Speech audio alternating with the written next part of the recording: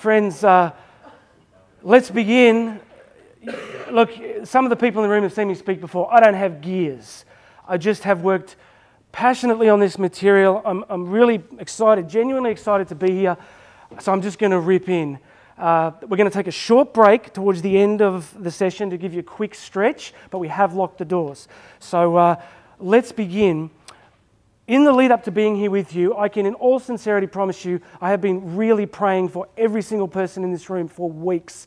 I asked the Lord, I said, please give me something to share with them at the start. Give me a scripture or an insight that you want them to hear from you. I asked really the Lord to take me out of it and to give me a verse that would be a blessing to you and would speak directly into how He sees you. And I really feel that I did get that. So I wanted to share that with you very quickly to start. And it begins here. You wicked and... No, not that one. No, it's not there. Sorry. No, it's this one. All right, John chapter 10. I love this. Listen to this carefully. So Jesus... Any of you started doing this in the last few years? Anybody? All right. So Jesus said to them, very truly I tell you, I am the gate for the sheep. All who came before me are thieves and bandits, but the sheep did not listen to them. I am the gate. Whoever enters by me will be saved and will come in and go out and find pasture. The thief comes only to steal and to kill and to destroy, but I have come that they would have life and have it to the full. You're probably all very familiar with John 10:10, but that's not really the part that was significant. The part that was significant was the part about the gate. And it really got on my heart because this image of the gate and the sheep, I felt what the Lord wanted me to say to you was simply, you are participating in that ministry of guarding a flock. I genuinely believe a flock has been entrusted to you. I don't know if you see it that way, but I believe that it might be 100, 300, 800, 1,000 plus souls that have been entrusted to your care. That doesn't have to be a heavy weight or a burden. You don't have to do everything. But I do genuinely believe that it is a participation. He cares about His sheep. And if you think about the role of a faith and mission leader, that's a very significant role with a flock. A very significant role. And I wanted to give that some backing. This is from the Holy Father, from Evangelii Gaudium. Listen to these words. Let him speak to you. He says, today more than ever we need men and women who, on the basis of their experience of what? Of accompanying others. Any of you doing that? Who are familiar with processes which call for prudence, understanding, patience, and docility to the Spirit. Why? Because the Holy Father says this, so that they can what? He says, protect the sheep from wolves who would scatter the flock. So it's coming to you from Scripture, it's coming to you from the Holy Father. I hope that's a useful thing to store away for you. Here's what we're going to do. I'm going to try and do 4 things. I'm going to try and keep to time. I will keep to time. I want you to imagine the most spectacular presentation on Trinitarian anthropology that you will not be hearing today. And I want you to imagine a brilliant piece on the masters of suspicion, on Freud, on Nietzsche, on Marx. I went back to Rousseau, I went to the English Romantics. I had this thing that would make angels weep. You won't be hearing that today. So hopefully I get another chance to speak to you. So I've really trimmed this down to useful things that you can take with you. And I want to give you 4 things if you're taking notes. The first thing is I want to talk about where you are. I want to describe what I think is happening in your schools, the specific crisis that you are facing, because I do believe it is a crisis. I want to show it to you, and I want to show you how we got there. That's the second part. So first part, where are we? Second part, how did we get here? What you are seeing at your schools, my friends, these complex pastoral issues on identity, on ethical and moral frameworks, on relationship and sexual decision-making, on gender, all these complex topics of which you are at the coalface. I want to show you how I think what they are. I want to show you how we got there. We're going to break quickly. I'm going to then give you a quick presentation, top level of Catholic anthropology. Just some really top-level stuff that's useful. Because if we do not know that, it is difficult to make a good response. Then I'm just going to finish with 3 really good quotes on accompaniment, on, let's go high philosophy, let's go high theology, but then let's talk about how we literally walk with the real young men and women facing complex issues in our schools. So let's begin on part 1. It's what we call the 3 crisis model. I'd love to tell you I invented this, but remember, if you steal one big idea and call it yours, it's plagiarism. If you steal lots of people's ideas, it's called research. So I've done some research. I'm giving you a 3 crisis model. I want to suggest that the church has faced 3 great crises in her history. She has faced 3 great crises. You are in the midst of the 3rd. You didn't sign up for it. You didn't ask for it, but I can promise you it's exactly where you are. I think it started, we could probably go back to somewhere like Descartes and talk about cogito ergo sum, or we could say that it accelerated after the French Revolution. We could say that it really exploded in the 60s. But I think it's got a long way to go. And if I could quote Churchill, who in 1942 said, "This is not the end." He said, "This is not even the beginning of the end," but he said, "It is the end of the beginning." I think you are positioned at the end of the beginning of this crisis. I think it's going to get a lot worse, and I think we are going to need to be ready to make a response, a beautiful response, a compelling response. Because in Redemptoris Missio, John Paul II said something very, very powerful. You may disagree with it, but I think it's really quite beautifully expressed. He said, the church, she never imposes. She only proposes. You may not think that's true, but I think it's beautifully expressed. That we are going to propose something to the world. We can only propose it. We're not going to anyone's house to make them do anything. We're just going to propose. First great crisis, very simply, let's do these quickly. We'll frame it in a question. What is the nature of God? The first great crisis that the church faced. What is the nature of God? Some of you are sitting there going, who cares, man? It's pretty abstract. Like, it's not like our students are lining up on a Monday morning asking for an answer to that. Why is it really important? The early church first faced great pressures and challenges over the very identity of God. 2 reasons why it was important. The Gnostic heresy, which was a fusion of the mystery religions of the Near East, infusing with Neoplatonism. You could walk into some first century churches and you wouldn't be able to tell whether it was authentically Christian or Gnostic. It was very hard to tell. It was a close-run thing. What is the nature of God? Was Christ's body physical? Was it not physical? Was he a spirit that appeared to be a body? Why does it matter? Here's why it matters. Because on the way to the Circus Maximus, where you're about to be disemboweled by a lion, you'd want to be sure that the ground you were standing on was firm. So the nature of God, my friends, was a crucial question early in the life of the church. And we come through to the Council of Nicaea, AD 325, believe in one God, the Father Almighty, and Jesus Christ, His only Son, our Lord, born of the Father before all ages. A statement of faith about the nature of the church. We could argue that it is still being contested and resolved, but that was the first great crisis. Second great crisis in the history of the church literally took place here, at least in the urban legend version.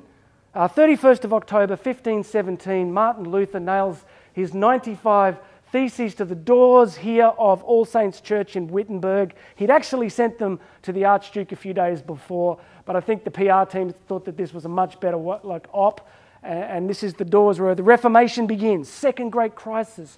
Question, what is the nature of, not God, the church? What's the nature of the church? Reformation, counter-reformation. If you ever get a chance to read Tom Holland's Dominion, some really powerful exploration of that material. Second great crisis, counter-reformation, strengthens doctrine, re-articulates the nature of the church. And here we go, third great crisis, where I think you are, not what is the nature of God, not what is the nature of the church, what is the nature of the human person. What does it mean to be human?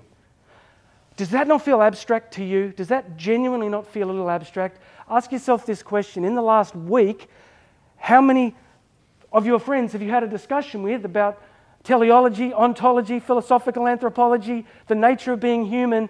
Why does it matter? If you go to Middle Australia and you go into a pub in Middle Australia, are you likely to hear a conversation like this?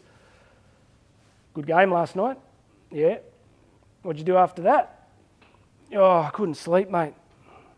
I just had this existential angst over whether Jean-Paul Sartre was right about existence preceding essence, or do I really have a teleology, and what's the core of my ontological identity? I couldn't sleep. And the guy next to me was like, you too?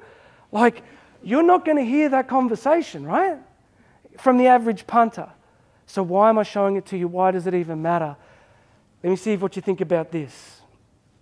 I would like to suggest to you that every single contentious issue on this planet right now, choose your poison, my friends, anything. You could take Black Lives Matter, you could take environment, you could take Ukraine, you could take politics, economics, you could take any question you want, where there is conflict, anger, contention, debate, violence. And I would say to you that if you strip that back to its essence, what you are going to find is that it is a question about persons.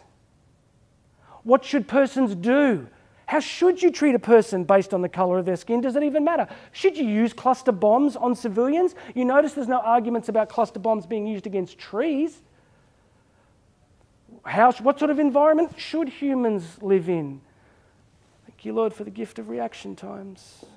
All of these questions, friends, come back to this idea of what it means to be human. So I'm trying to move you from the abstract to the concrete. The issues that you're facing at the school level pastorally around identity or gender or all these other complex things are ultimately questions about what it means to be a person. What sorts of things are beautiful and beneficial, true, good and beautiful for persons or not? I'm not giving you direct answers, I'm just framing the question at this point.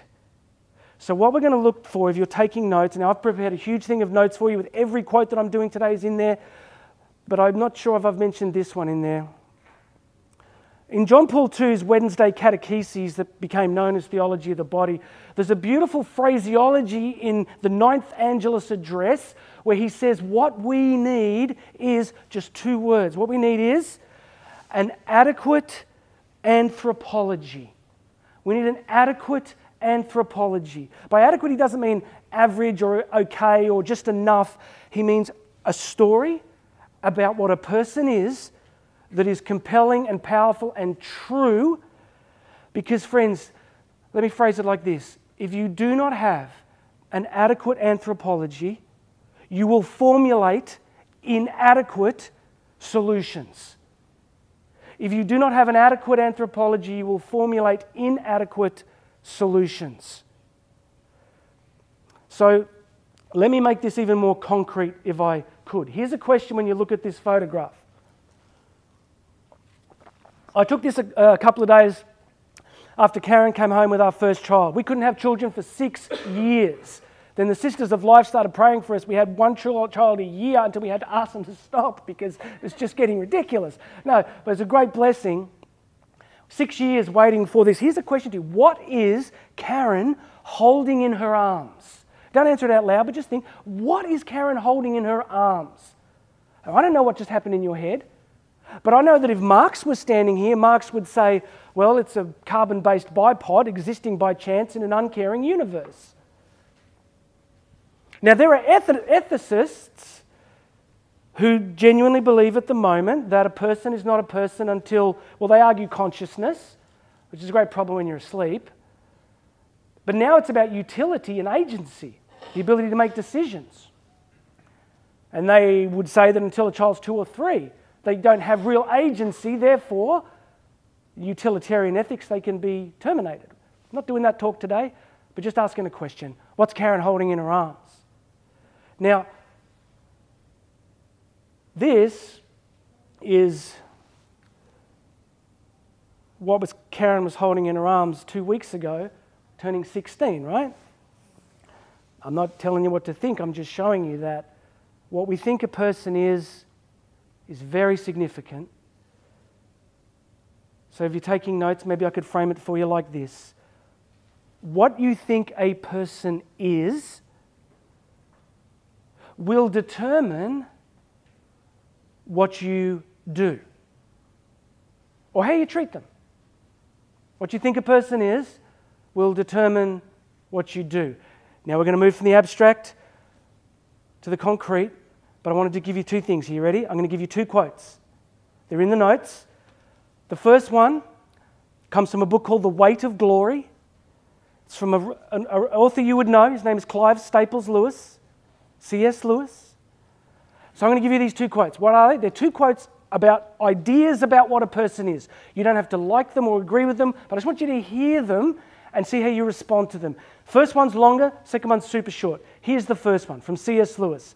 It is a serious thing to live in a society of possible gods and goddesses. To remember that the dullest, most uninteresting person you can talk to, think about that now. Think of the dullest, most uninteresting person you can know. Don't tell anybody who it is. That the dullest, most uninteresting person you can talk to, C.S. Lewis says this, may one day be a creature that if you saw them now, you would be strongly tempted to worship.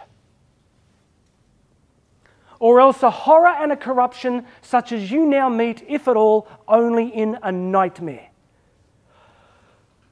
All day long, we are in some degree helping each other to one or the other of these destinations. It is in light of these overwhelming possibilities, it is with the awe and the circumspection proper to them that we should conduct all our dealings with one another. All friendships, all loves, all play, all politics. There are no ordinary people. You have never talked to a mere mortal. Nations, cultures, arts, civilizations, these are mortal, and their life is to ours as the life of a gnat. But it is immortals whom we joke with, work with, marry, snub, and exploit, immortal horrors or everlasting splendors. That's just a vision of what a person is. And when I first heard that, what struck me was that idea that if you could see the person sitting next to you in this room right now, as they may one day be revealed in glory, if you saw them now as they may one day be, you may be very tempted to fall on your knees in confused worship. They would be that spectacular. Second quote, much shorter, comes 1999. It's just this. You and me, baby, ain't nothing but mammals, so let's do it like they do on the Discovery Channel. Now, it comes from a song called The Bad Touch, of course, by the Bloodhound Gang. Very catchy. But friends, very quickly, listen. You and me, baby, ain't nothing but mammals. What is that? Well, that's Marxist scientific materialism infused with Darwinian evolutionary theory. And the part about we just do it like they do on the Discovery Channel, that's reductionist Freudian utilitarianism. I mean, 2-second rabbit hole. I did promise Karen I would be so well behaved. But you read Freud, the human person is reduced to essentially a biological sexual drive. And retarding that in any way is highly problematic. So what I'm putting on your radar, friends, is this idea that we are living in a moment of profound and conflicting visions of what it means to be human. And we're hunting for what? Remember? An adequate anthropology. Last thing here, I'm going to take it from the final bit from the abstract to the very, very, very concrete. Remember, what you think a person is will determine what you do. These are the gates of Auschwitz, the Nazi extermination camp, part of a complex with Buchenwald and Dachau. The text up there, of course, on the gates of Auschwitz, Arbeit macht frei, through work to freedom. Long story short, 6 million men, women and children pulled off rail cars made to stand in a huge single file line. One thing happens. Gestapo officer stands at the end of the line with a glove in his hand. The glove goes left or the glove goes right. The officer looks at you. If you look healthy enough to work for the next 24 hours, the glove goes to the right. If you look too old, sick, young, tired, glove goes the other way. If it goes the other way within the next 24 hours, this is what will happen. You'll be forced to open your mouth. If you have gold fillings, your teeth will be ripped out. Because you do that to 6 million people, you get enormous amounts of gold. Your hair will be shaved off to stuff mattresses and blankets for frontline German soldiers. You'll be taken with a group of 500 people completely naked and put in one of these rooms. Through the ceiling of this room, chemical pellets of zyklonol B will be dropped into water where they will liquefy and then the gas is forced into the room. 500 men, women and children, 24 hours a day, 7 days a week. And then your body is dragged out, put on a small rail car here and put into these ovens which are kept burning hot enough to burn human bone. 24 hours a day, 7 days a week, 6 million people up a smokestack. Question for you, how does that happen? And what people often say, well, it was the Nazis and they were a generation of, oh, you mean the nation that was probably the most advanced artistic, cultural civilization in world history to that time? The nation that gave us Goethe and Mozart, that nation? The problem, like what Hannah Arendt would say, the banality of evil, right? The problem is so simple. The problem is just this. How do you put 6 million people up a smokestack? All you need to do is this. You just cross a line in your mind that's this big and you just do this. You just go, that's a person, that's not. That's a person, that's not. And once you cross that line, anything's possible. So that is why I'm wanting you to fight with me for this idea of an adequate anthropology. Because that is not an adequate anthropology. That is an inadequate anthropology. And remember, if you get an inadequate anthropology, you often get terrible solutions. You get final solutions. Contrast. Ready? Contrast. 6 million people up a smokestack. Most of you will recognize this face. At the age of 35, she was working for the Loreto sisters in India. She was actually teaching in a language school to relatively wealthy children. She was living on her own. She'd rented a little room in the side of a Hindu temple. One day she's walking home from the school. She sees a man lying there in the gutter, older man. And just very quickly, the only way you're ending up there is you're obviously very physically sick. But in a family-oriented culture, the likelihood that you are there on your own means you're probably suffering from some kind of severe mental illness or possible disability, and you're further ostracized. So you're with me? 2 levels of suffering here, right? Physical suffering, but emotional, relational, outcast suffering. She takes this man to a local hospital. They refuse to treat him. Just flat out refuse. No, not doing it. No chance. She's faced with the question, does she take him back? She decides to take him back to the side room in this little Hindu temple. And then she does 2 things. And she only ever did pretty much the same 2 things. Number 1, she washed their body. Why? I mean, why? And then in her journal, the beautiful thing about this is we actually have this from her journal. The first person that she really worked with, she wrote these exact words. Listen carefully. She said, I held their hands, I looked into their eyes, and I smiled as they died. Because I wanted the last thing that this person would see on this planet to be a face of love. 6 million people up a smokestack, 1 person loved to the point of death by a complete stranger. Account for the difference. Well, what I'm going to suggest is it's the case of an adequate anthropology.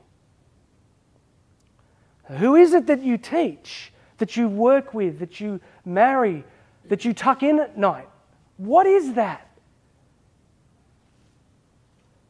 So friends, I'm so far behind, but I'm just going to go straight through lunch on my own.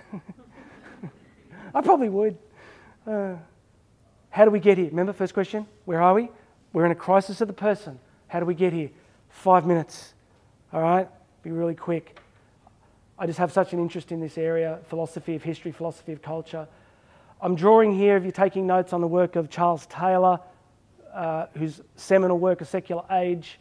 I'm drawing on the work of Philip Reef, and I'm drawing on the work of Alistair McIntyre particularly. I don't think I put it in the reading list, but McIntyre's After Virtue, just as an aside, and his work on emotivism is important.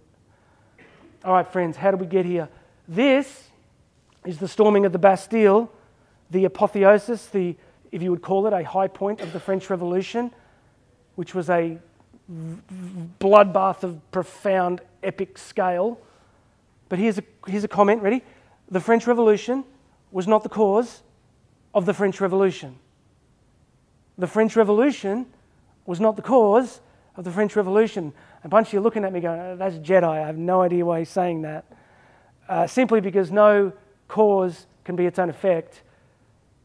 The French Revolution, the storming of the Bastille, had antecedents going back decades, hundreds of years, right? So they just not like people jumped out of bed and said, hey, let's storm the Bastille. It was like a whole bunch of things leading up to this. The issues that you are dealing with pastorally, gender, relationships, mental health and well-being, did not start yesterday. They have hundreds of years in the making, and I just want to show you one lens. I'm just going to give you one lens to think about, that if you think about this lens, I would just ask you to think where it's taking us and where you are situated within it. It's just this. Philip Reef gives us this idea called first, second, third world cultures. First, second, third world cultures. A first world culture would sort of maybe even predate antiquity, predate the Greeks. It's a culture based on fate. So people believed in some kind of cosmological force. There was something out there in the cosmos, and it made you do things or not do things, and your job was to kind of just accept your fate. But the reference point for your life was located externally, right? It was like, well, I can't control it, but there's something out there, and it directs how I live, and it directs the stars, and it directs... Second world culture begins to move into gods. People began to think that there were gods, and these gods had particular moral and ethical frameworks, and we should live under those sorts of frameworks. This is called a mimetic view of culture, that there is knowable order in reality. Our job is to find out what it is and to conform ourselves to it. In this image, you've got, this is from Homer's, from the Iliad. So you've got Achilles here. Now the Greeks are transitioning from a first world culture, pure fate, into a second world culture, gods, goddesses. The Greek gods, of course, very capricious. We didn't know what Zeus was going to do on any given day. His moral framework could leapfrog backwards. Depends on who he was trying to sleep with, basically. But if you're still sitting there going, what's this got to do with our schools? I'm about to land the plane. Second world culture. Christianity is a second world culture. We go a step beyond antiquity to a personal God of revelation, right? A God who reveals his nature. We get the Decalogue. We get this moral framework. So I'm going to suggest to you, whether you like it or not, that the West, or the developed world as such, has been living under some form of second world culture for over 2,000 years. And what you are witnessing, see how the Greeks went from first into second? We're going second into third. And that will explain so much of what you're going to be encountering. A third world culture is not fate, it's not God's. It is a self-referential culture. There is no God. The reference point for ethical and moral decision-making is the self. So all questions of moral and ethics will collapse into what individuals think and feel about it. That's why Alistair McIntyre's emotivism is worth understanding. Now, just quickly, some of you might be thinking, well, maybe this isn't a bad thing. Maybe we will head into broad, sunlit uplands of utilitarianism and everybody will do the right thing. Deontology, the science of duty. The only problem, as Reef makes very clear, is we do not have a single example in human history of any culture going into the third world culture framework and surviving. One of the most beautiful ways this is expressed is by my favourite contemporary philosopher, a guy called Paul Kingsnorth. Paul Kingsnorth says it like this. It is profound. Paul Kingsnorth says it, just listen.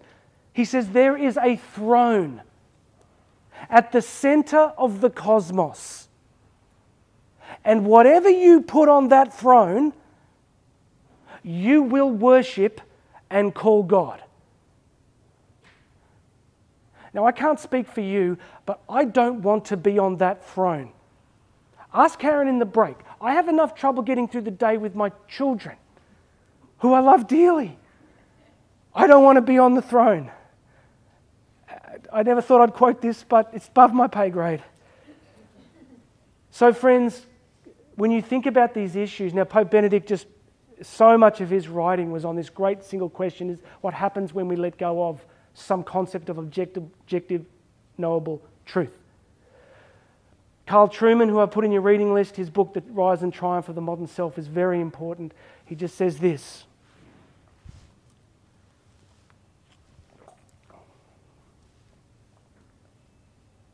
so I could be wrong. We could be headed for something so beautiful and wonderful, but there was this thing called the 20th century, and in the 20th century about 160 million people died based on getting this part wrong. Now I'll give you some magisterial backing for this. This is a beautiful line. I'm about to finish, so we've done the first part. What is the problem? What's the crisis? The person? How do we get here? This is from Gaudium et Spes, Second Vatican Council, paragraph 36. Listen carefully, very short. Without the Creator, the creature would disappear. When God is forgotten, the creature itself grows unintelligible. When God is forgotten, the creature itself becomes unintelligible. So you go back to Auschwitz for a moment. They couldn't see the truth. They couldn't see it. They couldn't understand what it was standing in that line. They couldn't see it. And when you lose that lens, so the last thing I'll give you on this, trust me, when you come back, it's much happier, if you come back. Some of you will be familiar with Alexander Solzhenitsyn, the Russian dissident writer who wrote a very important book called The Gulag Archipelago, which was a close-up view of life in the gulags, in the political internment camps that begin with Stalin but extended beyond him, where huge numbers of men and women, this isn't from the Second World War, this is from the gulags. So Solzhenitsyn, a bit like, Orwell did in the 1930s when he really showed us what was really going on in Russia, Solzhenitsyn was trying to tell us what was going on in the 80s. And he gave this address in 1983, the Templeton Address in May, and he just said this: more than half a century ago, while I was still a child, I recall hearing a number of older people offer the following explanation for the great disasters that had befallen Russia. They said, men have forgotten God. That's why all this has happened. So all I'm trying to do, my friends, is just show you the abstract principle to the concrete result and position us in an important moment in history.